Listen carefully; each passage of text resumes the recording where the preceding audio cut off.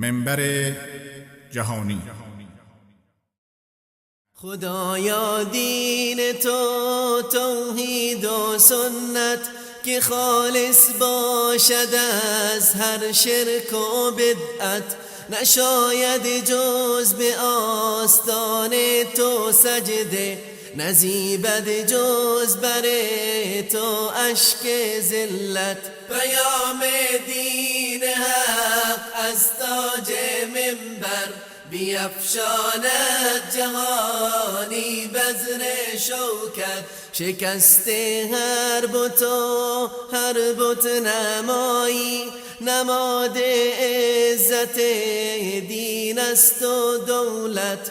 پیام دین حق از تاج منبر بیفشاند جهانی بذر شوکت. بسم الله الرحمن الرحیم. الحمد لله رب العالمین و الصلاة و السلام علی سید الانبیاء و المرسلین و علی آله و صحبه اجمعین.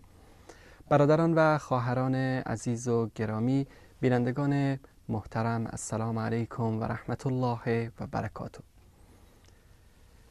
الله سبحانه و تعالی را شکر گزاریم که بار دیگر فرصتی میسر شد تا در ضمن این برنامه مبارک که برای رساندن پیام واقعی دین مبین اسلام به مسلمانان فارسی زبان در سراسر جهان ترتیب شده است، در خدمت شما سروران گرامی باشیم.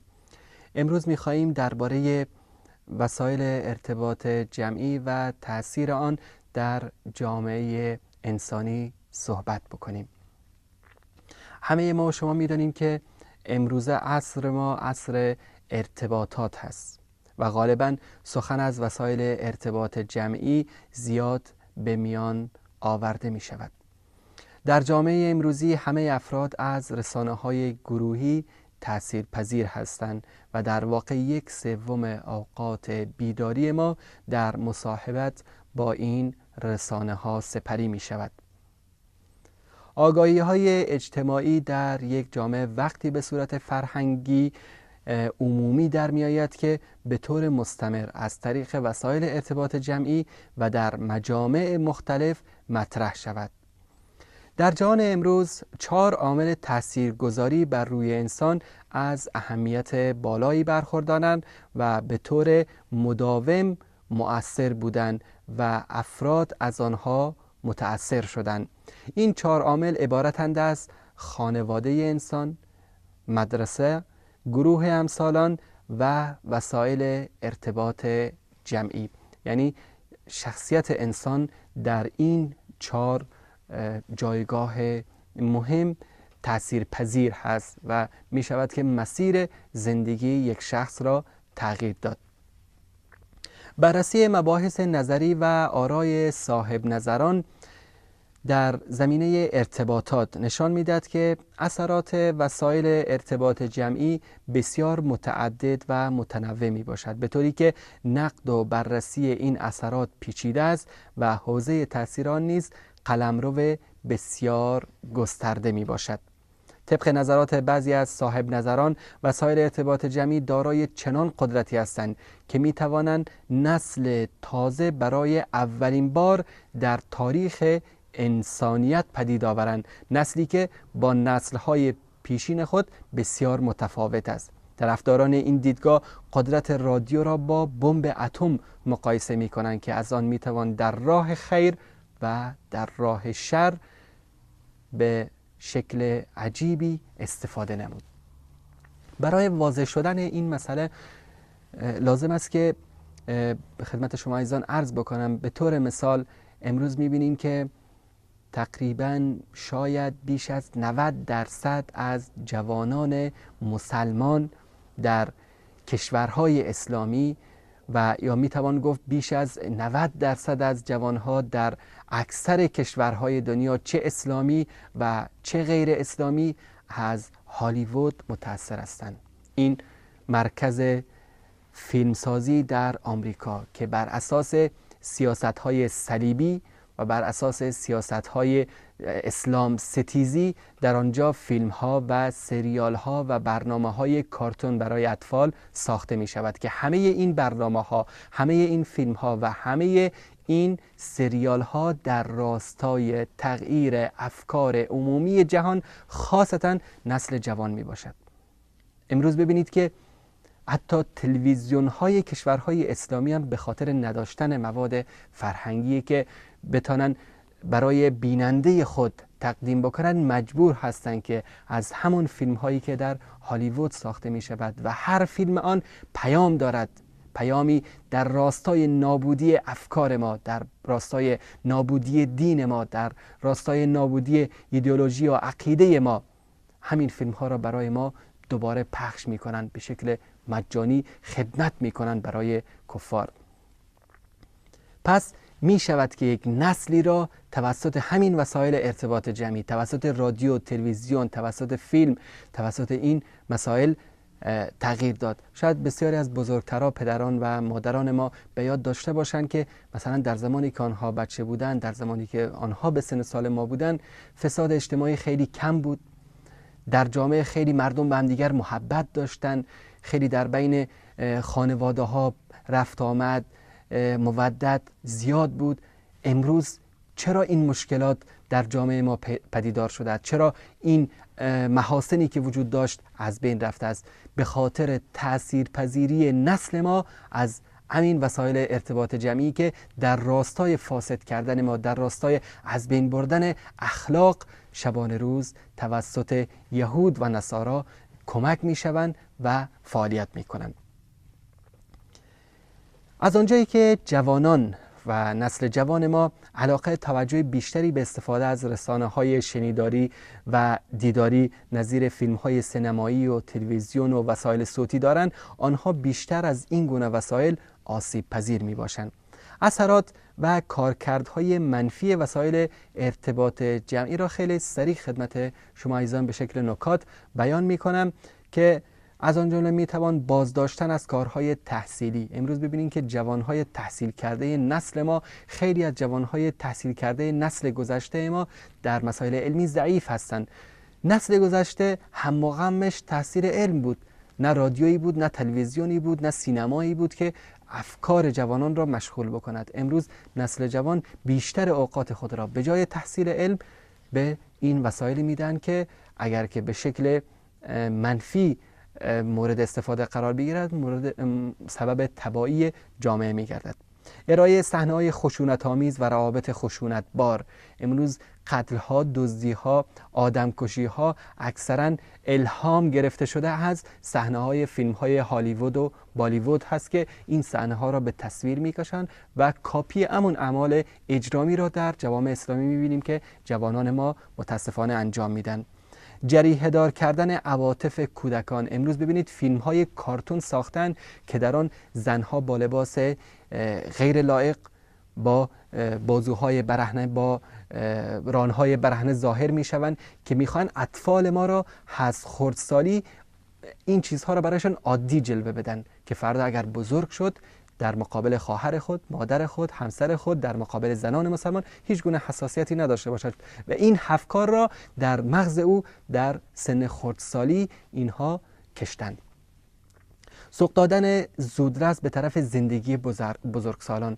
در گذشته شاید جوانی به سن مثلا 10 ساله 15 سالگی میرسید، از خیلی از مسائل زندگی اطلاع نداشت. امروز میبینیم که اطفال خردسال به سبب همین رسانه هایی که این یک جنبه منفی آن هست، میبینیم که خیلی از مسائلی را در انگامی یاد میگیرن که نباید یاد بگیرن. خلق نیازهای کاذب هم یکی از اثرات منفی این وسایل ارتباط جمعی است. رابطه با جرم و جنایت، طوری که قبلا هم ذکر کردیم، برانگیختن حالت تهاجمی. ببینیم که یعنی بیشتر جوانان به فیلم هایی که در آن اکشن باشد یا جنگ باشد توجه بیشتری دارن. محدود کردن قدرت ابتکار و خلاقیت، به جایی که طرف برود بشیند فکر بکند، به دنبال فیلم و به دنبال این مسائل میگردد. تسخیر ذهن کودکان که گفتیم خیلی مهم است که کودکان ما را از این سن و سال میخوان تسخیر ذهنی بکنن و فردا بر علیه اسلام و بر علیه مسلمانان از آنها استفاده کنند.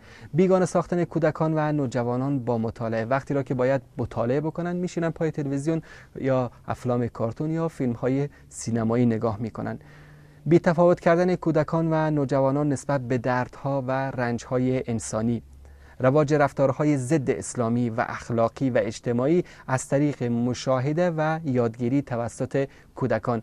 امروز در بعضی از جوامع متاسفانه اگر که از یک کودکی بپرسی که اسم پیامبر صلی الله علیه و آله و سلم و اسم جد ایشان را بگو، بلد نیست. اگر بگویی که اسم 4 نفر از خلفای راشدین را بیان بکن یا عشره مبشره را بیان بکن، بلد نیست. اما اسمای بازیگران فیلم های سینمایی را کاملا حفظ است.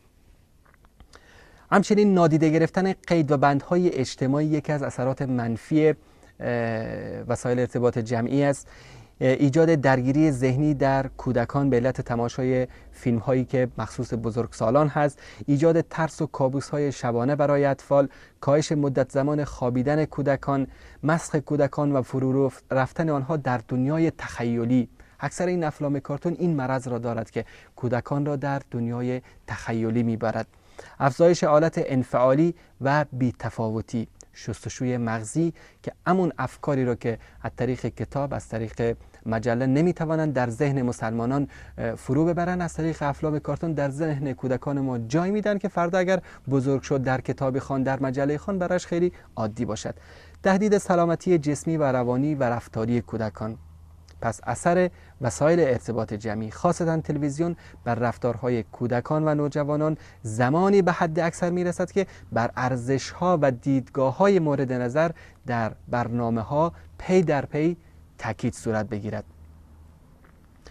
در مجموع همین وسایل ارتباط جمعی میتواند آثار و کارکردهای مثبت زیر را نیز داشته باشد اگر توسط انسانهای مسلمان مورد توجه و استفاده قرار گیرد و از همه اینها وسایلی که امروز دشمنان اسلام برای نابودی اسلام و مسلمانان از آن استفاده می‌کنند میتوان آن را در راه نشر و دعوت اسلام استفاده کرد. همین تلویزیون اگر که ما همت بکنیم، تجار مسلمان، علمای مسلمان، حکام مسلمان همت بکنن همین وسایل ارتباط جمعی، همین رادیو و تلویزیون را در راستای نشر دعوت اسلامی استفاده بکنن، می شود که نسل ها را تربیت کرد و آنها را به راه فوز و فلاح و رستگاری هدایت نمود.